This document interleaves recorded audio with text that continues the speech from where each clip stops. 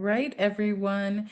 Here we go on our next episode. Welcome to Breath of Life Conversations. So today I am doing I am doing a review which we'll be doing a few of these. I'm going to be honest because I absolutely love movies, TV, books, the whole media thing. Like art media. Okay. So I absolutely will be doing more of these. And today we are starting with a listener request. I can't even believe I get to say that. And we are reviewing Eat, Pray, Love. That is correct. Eat, Pray, Love. Okay. So before I get started on my thoughts, and I have many. Okay. I have many. Let's go over the specifics. I have them written down. Okay, so released on August 13th, 2010. I can't even believe that. 2010. Um, the genre is a biographical drama and romance. It was based on the Elizabeth Gilbert memoir Eat, Pray, Love. It stars Julia Roberts, Javier Bardem, Richard Jenkins.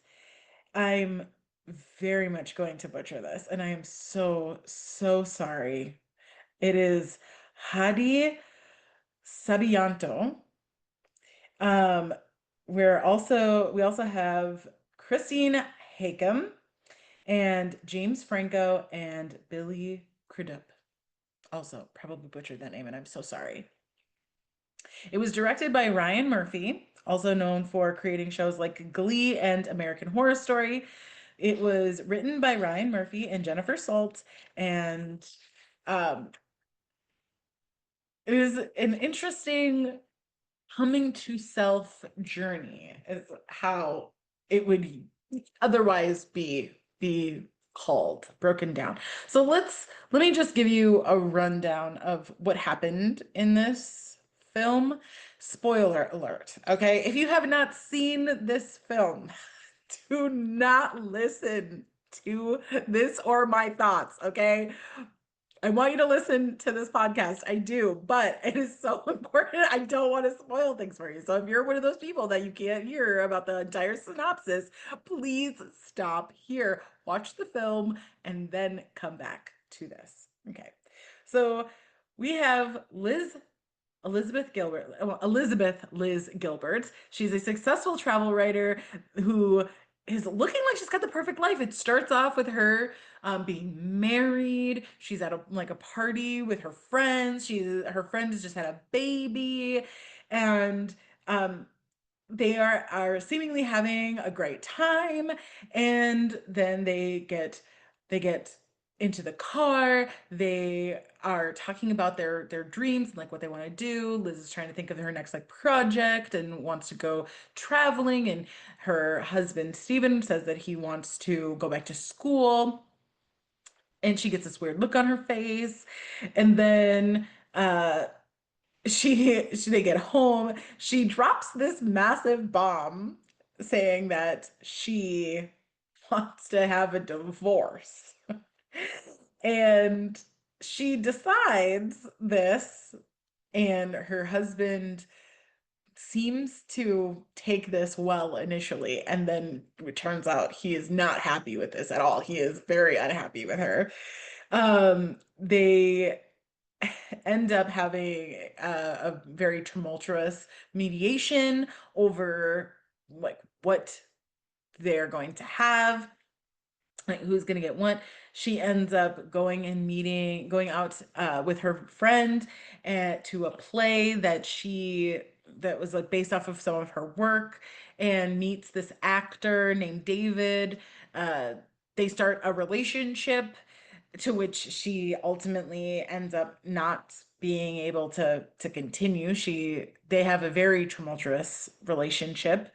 You see this during flashbacks throughout the film, and she ends up making the decision that she's going to go traveling for a year. So she's going to do 4 months in each place, or at least that's the way that I kind of thought about it. It was like if you're gonna do a year, you're gonna do about 4 months in each place, okay?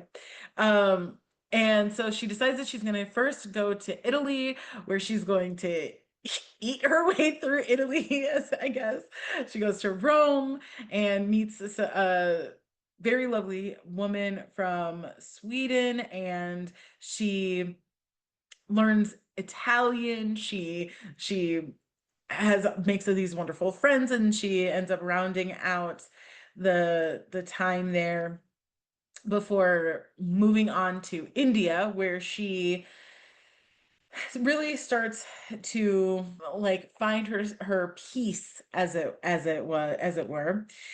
She goes to an ashram in India. The ashram is supposed to be uh her previous relationship David's guru, and she meets Richard from Texas there, and he really helps her kind of come to terms with her demons as he's coming to term with his demons. Uh, this is where she supposedly learns to forgive herself and her ex-husband, which allows for her to finally find peace. She then rounds out the year in Bali, where she meets Ketut, who she actually met previously when she was doing a magazine article, when she was writing a magazine article. Ketut is a ninth generation medicine man, and he had read her palm years before and said that she was going to he basically, as he was reading her palm, prophesied that she was going to be in two marriages, one short, one long, that she was going to lose all of her money, and then she was going to gain it all back, and then she was going to come back to Bali, and she was going to learn from him, and she was going to help him with English.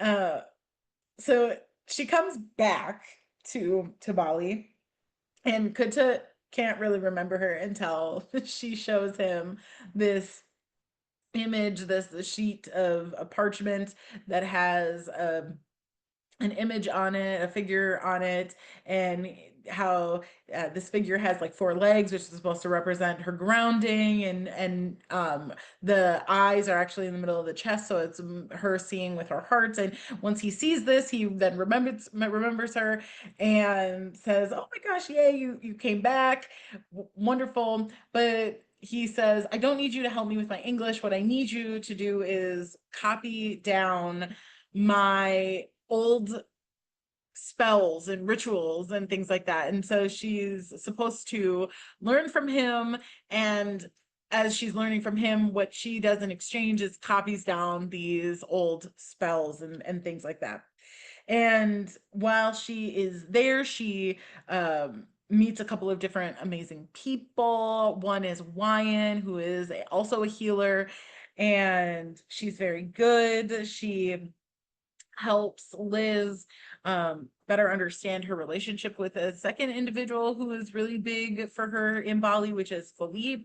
Philippe is a divorced Brazilian businessman who has two children who are fairly well grown up, one who ends up visiting them, and she starts this relationship with Philippe, and the whole thing seems very amazing and very wonderful. And then her time in Bali is coming to an end, and Philippe says that he loves her and he wants to spend his life with her, and he wants to uh, continue on and figure out how they're going to have a life in both New York and Bali. And she says initially no, that she doesn't want to do that, but then realizes that she does and decides to. The movie ends with them getting on a boat and drive boating off into the sunset. So my thoughts span something like 3 pages. Okay, let me just say that at the front end of this, it's not a terrible movie. It's not a terrible movie. If you like Javier Bardem, if you like Julia Roberts, if you like even James Franco, even though his part is quite small ultimately, like throughout the whole thing. Um, but if you like cutesy romantic dramas, this is an okay movie. It's good. Um, the reason why I have feelings about this is because this is one of those movies where it kind of masquerades a little bit. Um, and it has nothing to do with like how the movie was done, because this is based off of a real life person, a real life story. And so what really gets me is that this is a real person went through some version of this. And they really felt like it was necessary to do some things that I feel like is just not healthy. It's just not healthy. But then again, like people be people. So the first thing that I just thought was so amazing was because at the beginning of the film, you actually see her prior to her going on like her self-discovery journey. You actually see her when she's in Bali the first time, and she's meeting Petit for the first time. I just think that he's funny and hilarious and amazing. The fact that he uses American colloquialisms like "see you later, alligator" is just it's just hilarious. Also, when he's like saying that he can't remember, like just the things like he's I'm old, like just can't remember. I don't know. I'm an intuitive, I'm a healer. I don't know. He'll say stuff like that. And I just think it's hilarious. I also think it's very true to form to a lot of intuitives. And like when you're a really, really good intuitive, when you're a really good healer, there are a lot of things that you just have to admit that you just don't know. And that's okay. I think that there's just not enough of people saying, I just don't know.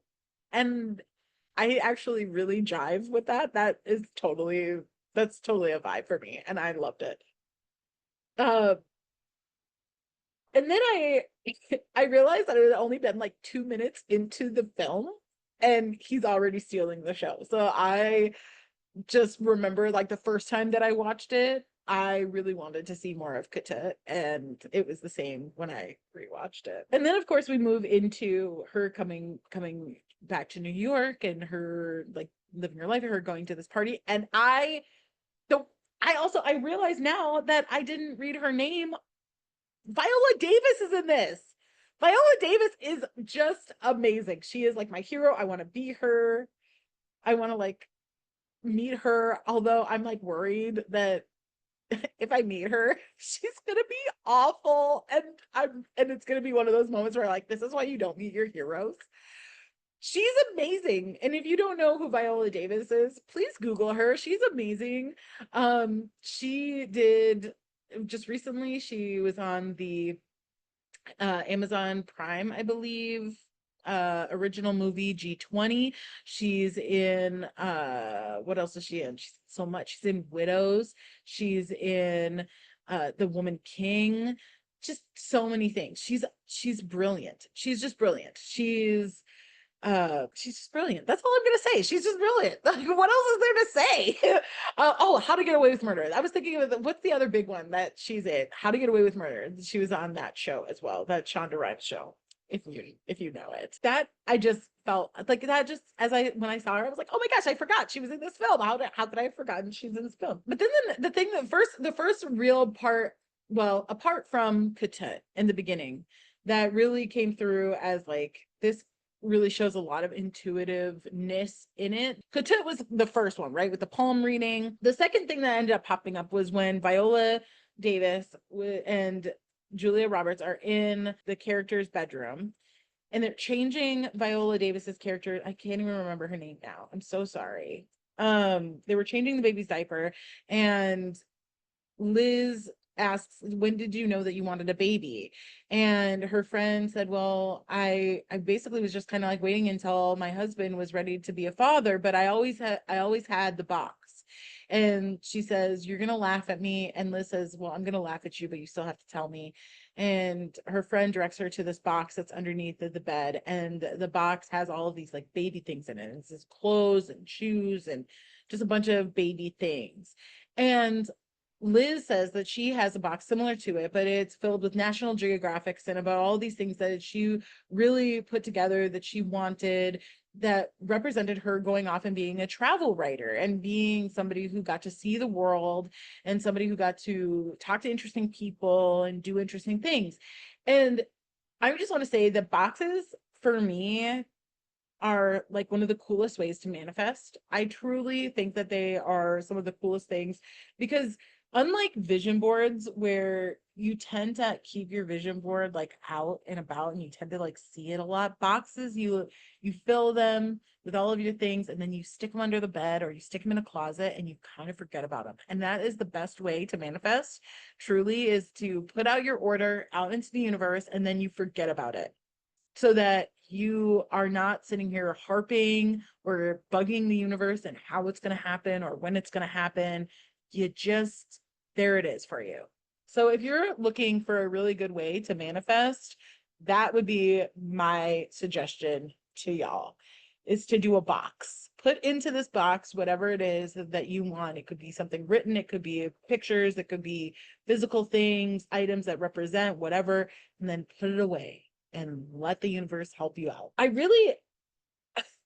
really had a bone to pick when after this party, Liz and Steven get into the car and Steven is talking about how he wants to go back to school. And she gets this weird, like her face drops and she's like, wait a second, you want to go back to school? And I'm like, what is wrong with you? What is wrong with you? What is the problem with him going and going back to school? Like, what is your problem with this? And it's not until later when they're in the mediation space where you finally understand why it is that she has a problem with this. And it's because it's not that he wants to go to school. It's that he constantly always has these different dreams that he wants to do, but he never actually moves on any of them.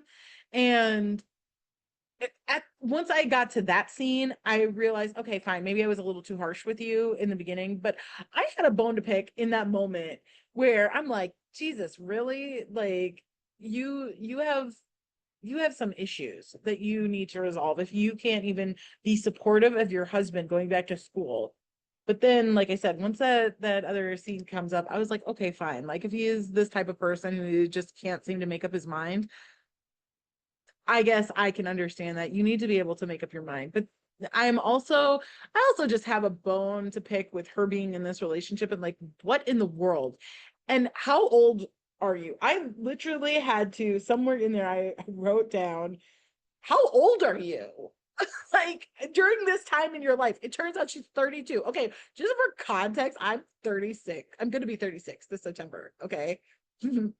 And at 32, I was already a nurse. I had been working as a nurse for a while. And yeah, like my life was not this chaotic. I feel like her life is a little bit chaotic. And I'm really like, you're in your 30s. You do not have an excuse to have a life that's this psychotic. Not psychotic, chaotic. Not psychotic, chaotic.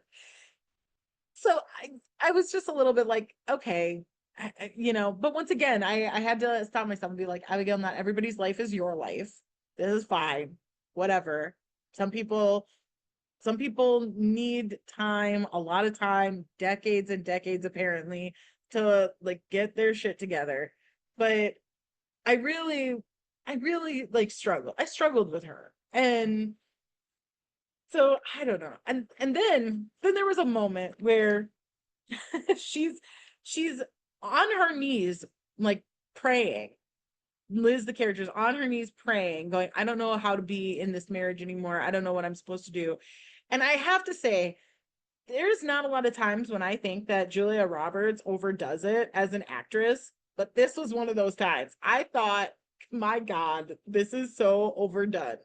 You crying like this, I was like, this is overacted, over dramatic to the extreme. A little cringy, just a little cringy. And some people may be like, well, the reason why you think that this is overacted is because you've never been in this situation, and you're right. You are right. I have never been in this situation, and thank God for that. I choose very wisely, and I am very certain about things. And I don't think that this is a personal criticism. but this is my podcast and I get to have I get to have my thoughts. I think that Liz as a person, like now we're not just talking about like the character that's being portrayed, but like her as a person. I think the fact is that this is her memoir, right? This was written, she wrote her memoir about this time in her life, about this year that she went on this journey. And I read the book. I have it. I read the book and it's not too off from what's in the movie. There's obviously dramatic aesthetic license that has been taken. There's certain things that were cut out of the book that is not in the movie. I can't tell you exactly what because it's been a very long time since I read Eat, Pray, Love. And it had been years since I rewatched it, which tells you also that I wasn't like jumping for joy for this movie because I rewatch movies. I rewatch movies a lot, and movies that I love, I rewatch them. Um, it had been years. This rewatch that I just did, it had been years since I watched this, probably somewhere in like 2010 when it came out. 2011 was when I watched it, and the first time, and I don't think I watched it since then. So it's been a while. But from what I can remember of the book to the movie, there wasn't a whole lot that they necessarily changed. So from reading it and actually getting a sense of the person from the book, I would say that she is a person who really struggles to know herself. And that I can understand being one of the themes of both the journey, the book, and the movie, right? Is to show people like she took the time to go and learn about herself. But I feel like there was a lot of bypassing that happened. So let's jump forward, okay? Because there's a lot of weird stuff that happens when she's like with David. Like she goes to this thing, meets she meets David as he's acting in her play. It's weird. I think that this is the one relationship out of this her and Steven, her and David, and her and Philippe. This particular relationship is the most cringiest of all. And I will tell you, if I had a friend that was like Liz, I would have told her, you need to knock this shit out right now. Like, I don't know what you're doing here. Like, I'm just going to tell you, do what you want, obviously do what you want, but like I cannot condone this sort of relationship from the get. And Viola's character even calls it, she's like, he's hot and not because okay, let me give some context. They're sitting at this play, and he says his line, David says his line, and Liz says he's good, and she's like, Viola's character says he's hot, there's a difference. And I was like, that is so true, that is so true. And now granted, I actually am not, I do not find James Franco attractive at all, but I absolutely 100% agree with that statement from her, that like, no, you're horny right now, that's why you think that this guy is anywhere near good, because he's not. And really, I just think this whole relationship, from the when I look at you, when I look at your smile, I hear dolphins clapping. What the fuck? I cracked up. I was like, you've got to be kidding. And then she brings it up again when they're at this bar and they met back up. This whole thing is cringy. So let's fast forward to her now realizing that this relationship was screwed from the get-go. Okay, like she finally realizes it. I don't know how many months it was that of her being in this relationship with David, but she finally comes to her senses and realizes that this is just not a great relationship. We see why during flashbacks during the rest of the film, but or at least when she goes to India, we see it. And she says, all right, I'm going on. Oh, wait, before I move on to this, I do have to bring up another part that I found laugh out loud funny. And that was where her and David, this is at the tail end of their relationship. This is just before she decides to go on this year-long quest journey. And they're at her friend's house, and the Viola Davis character, the husband of her, says, you look like each other. Like, you used to look like Steven, and now you look like David. You know how it's kind of like people resemble their dogs. And I died. I was like, that is such a true thing. People do look like their dogs, absolutely. But this is also, I think, a statement that um is really interesting. I want to make this statement too, that Julia Roberts tends to play the same character. I just want to say that. She tends to play the same character over and over. If you know anything about Julia Roberts' films, and I have watched a lot of her films, not necessarily because of her, but because she tends to work with other really great actors and actresses. This is the same issue that the character in Notting Hill had. This is the same issue that, especially in the movie Runaway Bride, that's the same character. It's the same problem. Like, they've got the same problem. They don't know who they are, so they end up looking like the relationship that they're in. Or they don't know themselves enough to let go of something that's bad for them because they don't know who they are without that something bad. And this is something that is not this is not uncommon. Like, this is something that I see a lot. Like, my clients will come to me asking about their relationships, and one of the things is like that I ask is, who are you without this person? In fact, if I'm being honest, people do this with their disease processes too. Like, if you're struggling with illness, people do this with illnesses too. I'll ask people, who are you without your diabetes? Who are you without your cancer? Who are you without your pain? And people don't know because they've identified so much with the thing that is not them that now they have no idea who they are. So it's, I thought it was a funny moment because I like, you know, looking like somebody, like looking like your dog, and now you're looking like your lover. But I think it's so true, and I think that it's something that is really interesting.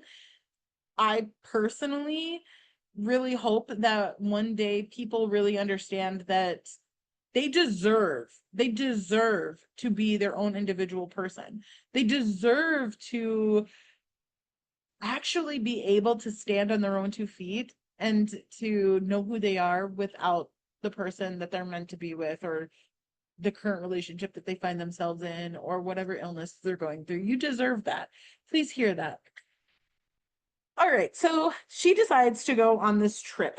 Okay, and so Italy is first up on the list, and there's a lot of really amazing food that you see. And the one thing that I found really insane was that this was just the first step of many of her having an incredible lack of responsibility over her choices. Like, an incredible lack of responsibility. She wants to deal with herself, but is actively doing everything in her power to not deal with herself. And this whole trip is her like not dealing. Like, this whole trip.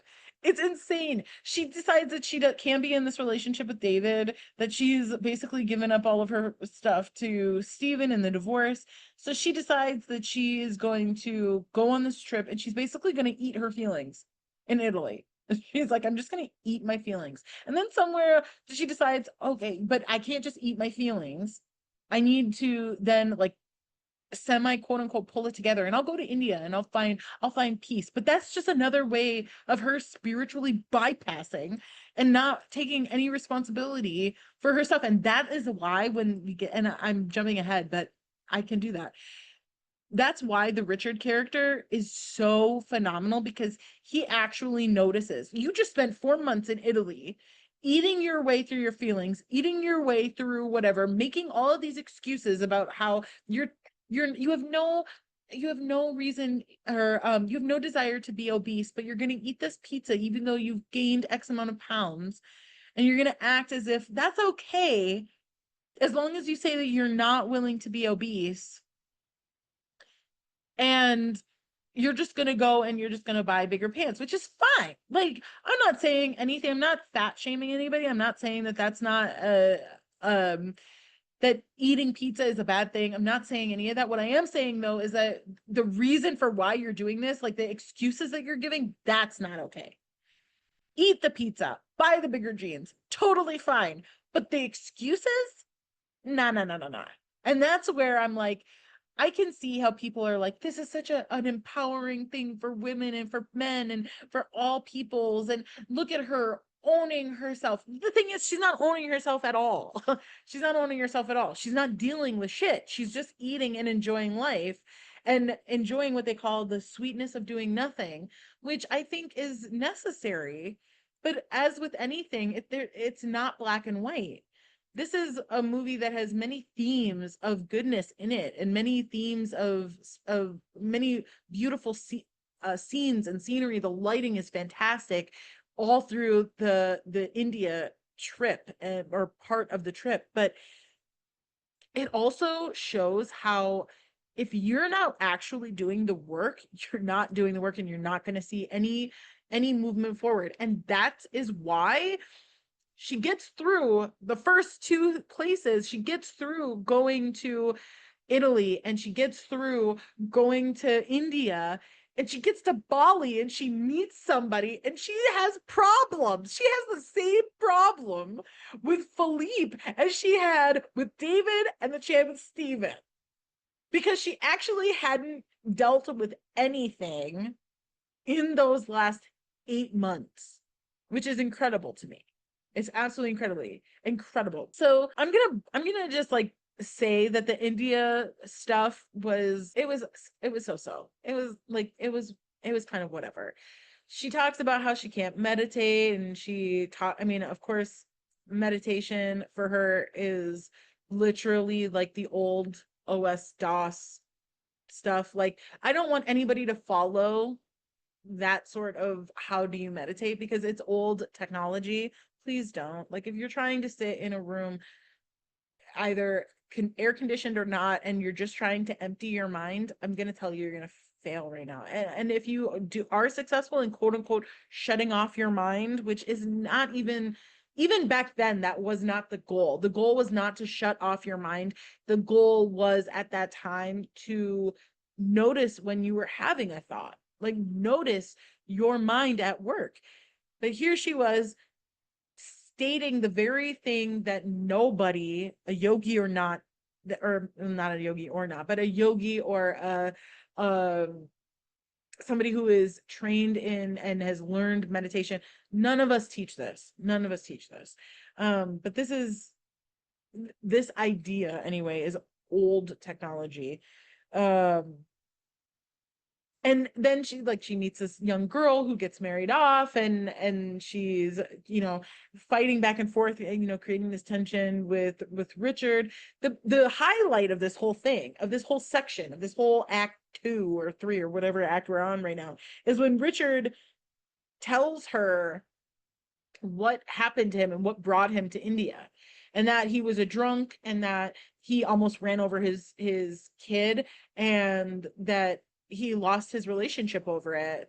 And it literally was the best part. It wasn't even after he finishes talking, he tells her that she needs to stay up on the roof until she forgives herself. And I even think that is like convoluted. And I'm going to tell you why here in a second. But really, just to round this out, like the best part is when he's doing all the talking. It's not even her. Because once again, we get to where she's not even taking responsibility for her own shit. Because here she is, she's up on this roof. She is supposed to be staying up there until she forgives herself. She starts having this vision, or they dramatically put in, I can't remember if in the book she says that she's sitting in meditation up on the roof and she's having this vision of Stephen coming to her or whatnot. I can't even remember. But in the movie, this is what is happening. She's having this vision of them basically like on their wedding day. He's dressed up in a tux, the white tux. She's in her she just come back from this girl's wedding, and so she's in her Indian finery, and she is listening to him as he says, well, I miss you. And so she says, well, send me love and light whenever you think of me, and then let me go. And I'm sitting here as I'm watching this scene and I'm going, you're making this a Stephen problem? If I'm remembering correctly, you were the one who said that you wanted a divorce because you didn't want to be married because you couldn't figure out how to do this after trying to quote unquote force yourself into how to be a a good wife. And now that he is, because I skipped over this because I forgot about it. But there is a moment during their mediation where Stephen goes, "You're just giving up. You didn't tell me what I was doing wrong. You're just telling me that this isn't for you anymore, and you're just trying to walk away. I took vows." And I actually like agreed with this man of like, I get you. Like, I hear you. You're gonna tell me that you're gonna say till death do us part, for better or for worse, but you're going to walk away just because you've decided that you don't want to do this anymore. You don't know how to do this anymore. You've quote unquote forced yourself to do this instead of talking and seeing how we could maybe change this up. This is why I don't believe in marriage, guys. This right here, because stuff like this happens and the vows can turn around and be mean nothing. And now I fully believe that people should honor themselves. And I think that Liz was being true to herself when she said that she couldn't be in a marriage with him anymore, and that they had changed too much separately, or she had changed too much individually. I don't even know, nor do I care. But I agree that they shouldn't have stayed in that marriage. She shouldn't have stayed in that marriage. But I also agree with Stephen that like if you take vows, those vows should mean something. And if it's so easy to just turn around and be like, "Nah, I've changed and now these vows no longer apply to me," I think that's kind of trashy. So that's where I'm like, marriage, not necessarily, that does not need to be the end all of the situation of any relationship. That shouldn't be the end goal.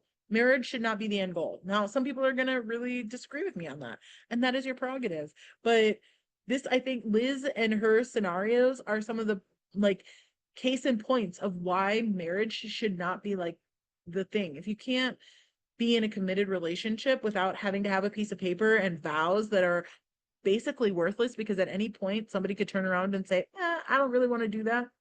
What's the point? So she then goes and turns this around in this vision she's having. Instead of forgiving herself, she basically forgives him for caring too much about her and wanting to have this relationship, which I just think is like bullshit. I call bullshit. I call bullshit. I wrote down that one of the things that I did appreciate was that this movie very clearly highlights that you can love many people. Now, I think some people would probably say that she didn't really love David, and maybe, but I think, she makes it a point in the movie of saying that she fell in love with him. I guess for me, I'm not going to sit and try to tell somebody whether or not they're in love with somebody or not. I think that that is a completely individualized thing. I'm not going to be able to tell you whether or not that's real. I don't want to tell you. I'm going to say it like that. I don't want to tell you whether or not that's real or not. But what I will say is that let's go on the assumption that she is actually in love with all of these individuals. If that is the hypothesis that we're working under, then this movie really does show how you can love a lot of people in one lifetime. Here's this woman who, between the ages of like 28 and 32, loved three different people. Okay. Like, and then if you look up her relationships on Wikipedia, it's not the greatest source on the world, but like if you're looking for quick answers, um she ended up getting out of the marriage with Philippe. She divorces Philippe, and or well, his name is actually Jose, but in the movie, they call him Philippe. She gets out of her second marriage and she goes and she gets into a relationship with somebody else. And then that person ends up dying. So spoiler alert for Liz Gilbert's life, but I mean, it's public record. So this movie really does showcase how in a very short period of time, the human soul, the human heart can love a lot of people. And I think that that's a really interesting thing. It's something that I believe in. It's something that I agree with. Um, but I think that's something that could also piss a lot of people off too. Like if you're one of those people that's like, there is one soulmate for everyone. This idea could probably irritate you. I will say that one of the things that is very, very clear is that she couldn't accept herself. And I know that I've said this before, I'm going to say it again because it is like the one defining thing for me throughout this entire movie is that she just couldn't accept herself how she was. And that is unfortunate. I think everybody needs to I really do think that people just need to learn to accept who they are and be able to back that 100%, like defend yourself to the ground. And I'm sure that Liz would probably say, yeah, like I did believe in myself. I believed in that version of myself at the time. And you know, I would say kudos to that. She gets to Bali and she's, you know, working with Petit, and he's amazing and I still love him so much, and like he makes me laugh, and his no teeth and the whole thing, and his I don't know if it's his wife. I think it might be his wife, but I'm not 100% sure, but it's this woman who's kind of just always around, and she has got the most sass I've ever seen, apart from like Richard. I think she rivals Richard for sass, and I just really love that. I just think that it's hilarious how Liz tends to surround herself with people who seem like they have no tact, but really what they have is they have an aversion for bullshit. And I love that. I think that you need people like that in your life. And if I am a part of your life, then I am that person for you. I have an aversion to bullshit, and it may seem at times like I'm being tactless or that I don't care or that I'm just way too blunt for the normal human, and that all of that could be true. But I would say that the thing that is really, really important to me is that we cut the nonsense. And I really do think that between that character, the Richard character, she didn't really have too much of that character in Italy, in the Italy part of her life. But I think that was really what's the word I'm looking for? That was highly cultivated. I think at that point that she was like, I'm just starting on my journey. I'm just gonna eat my way through Italy and it's gonna be fine. And like I just want to learn Italian and I want to eat good food and that's it. Because in the city of sex, right? Because they were talking about the words for each place, right? And they all say that sex is the word for Rome. She doesn't have a single sexual encounter that we see. Now, I don't obviously know if that's true, and I can't remember if the book she mentions any encounter, but it's not, the movie does not focus on that for her life, but that's not something that she ends up saying, right? And here she is now in Bali, the first time in this year where she is now going to kind of go ham, and she decides to hook up with Philippe, who is absolutely amazing, by the way. It says amazing, has amazing lines like you don't need a man, you need a champion. And she's once again got this character in the form of Katut's, let's call her wife. Who's blunt, and Wyan also, who is also very straightforward and tells her, you know what, your joints are all dry because you haven't had any sex, and oh, now you got a bladder infection because you've had too much sex. And it's very specific, you know, it's very clear with her about, you know what, I understand what it is to feel like you can't open yourself back up again after being beat by my husband and having to go and get a divorce, and um taking my child and not having anything left to my name, you know, having these characters around her. It really is kind of like forcing her now finally to come back to herself and to really start to think. And I think that's why this relationship with Philippe becomes such a point of like contention, right? Where she is like, wait a second, I don't know who I am.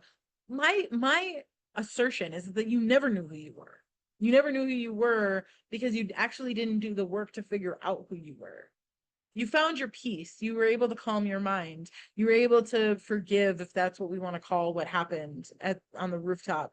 You were able to, finally enjoy life in Italy. But at no point did you figure out who you were. So I'm actually not surprised when she says, like, I lost my footing. I don't know how I can be in a relationship with you and maintain myself. And how now she's got these people around her who are telling her, you know what, you need a good man, or, like Javier Bardem's character Philippe says, like, you don't need a man, you need you need a champion. You need somebody who will stand up to you and stand up for you. And I think that that is something that most people will have missed. That's not the champion. A lot of people will say you need somebody who fights for you. Um, and I think that there are different ways in which we can think about that. So now we're really like deep into this relationship with Philippe. And I just want to point out that there is one moment in this whole movie where I almost threw my computer. I think I was watching this on my computer. I almost threw my computer. Um, and that is where Philippe says, "Oh, it's time, my darling, because they're gonna finally have sex now." And she's reading a book, and he takes her book and he dog ears the page. Oh my God. As a writer, as a writer of stories, I have a hard time believing that Liz wouldn't have like snatched that book so fast and been like, "Don't dog ear that page." That is abuse. I will just say, if anybody feels like they can dog ear one of my pages, we're gonna be fighting. I'm gonna be taking off my earrings. We're gonna be fighting. I'm gonna have words. Don't do that. That's so disrespectful. No, no. Um, sorry, I just had to say that because it was like one of the things. Like, it was a moment for me. It was a moment. I ended up having a question because I was like, how long is it in between all these people? Because I'm just curious, like, how fast are you moving? And it's like it's been like 2 years after she met her second husband. So she met Philippe in the movie. His real name is Jose, as I think I've already mentioned. She met him 2 years after her divorce. So she got divorced in 2020 or in 2002. She meets and gets married. Well, she gets married to Philippe in 2004. Okay, or Jose in 2004. So I feel like that's pretty, I don't know. Is that fast? I don't know. I'm gonna ask that. I'm gonna put that to you guys. Is that too fast? What are your guys' thoughts? But I also found it interesting that it starts with a man, it starts with an in a relationship, and it ends with an in a relationship. And I get it, guys. I get it. You guys are all saying, like, well, it's a romance, so of course, like, we need that. But I just feel like there is, throughout this entire movie, you really don't see a whole lot of character development. I think you see false character development. Okay. The going to Italy, you have to make a lot of inferences. This is the thing about this film, and it's one of the things that I am kind of irritated about, because you as the audience are making the assumption that she is growing. Okay. You as the audience member are saying that as you watch her eat her way through Italy, that she is learning how to love herself more. She doesn't actually say that at any point. She doesn't actually say that she's loving herself more. She does say at one point that she's done with the guilt of like saying, "Oh, I'm going to perform this action and now I'm going to feel guilty about it afterward." She's like, "I'm done with that." But she doesn't say that she actually loves herself. It in India, you assume that she's come to peace with herself. You make that assumption as the audience member. She's not actually saying that in voiceover or to another character at no point. Okay. In Bali, once again, like, she says, "I don't know who I am without you.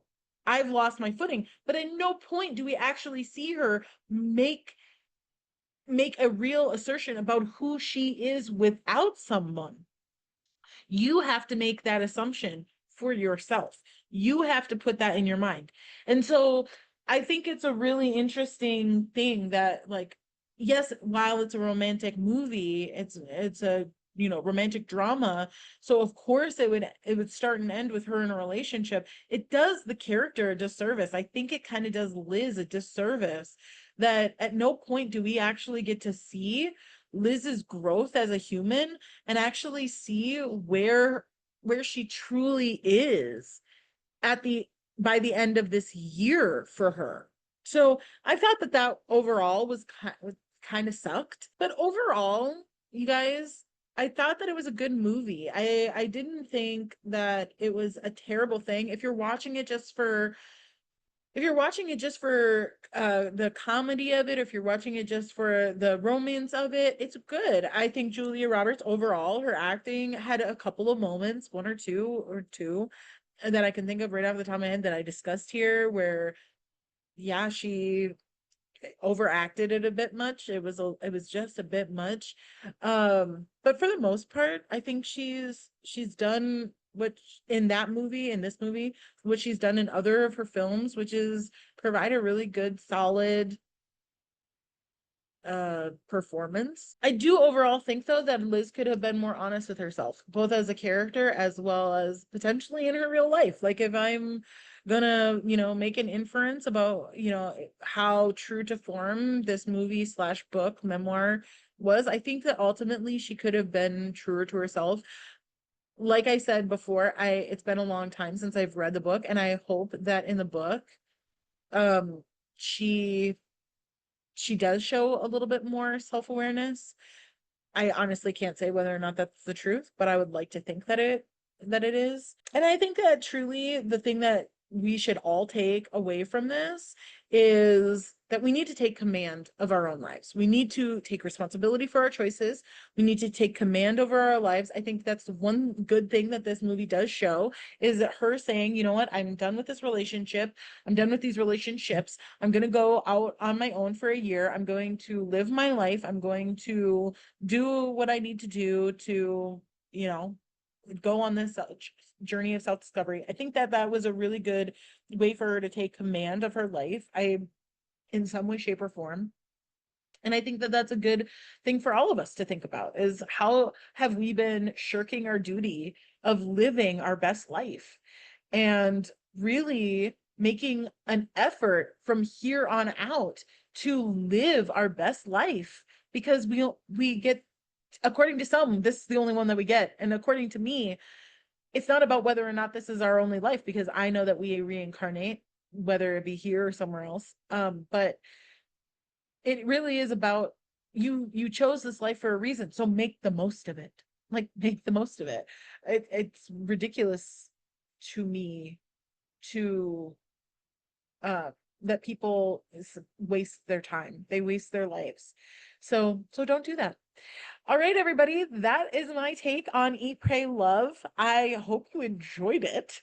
I hope that you found it some of it funny. My thoughts on it. Um, and yeah, if you've got any other films or TV or books that you'd like me to review, please let me know and I will get on that as soon as humanly possible. And I'll see you on the next episode. Come back for the next episode because I got something great for you, I'm sure. All right, everyone. See you next time.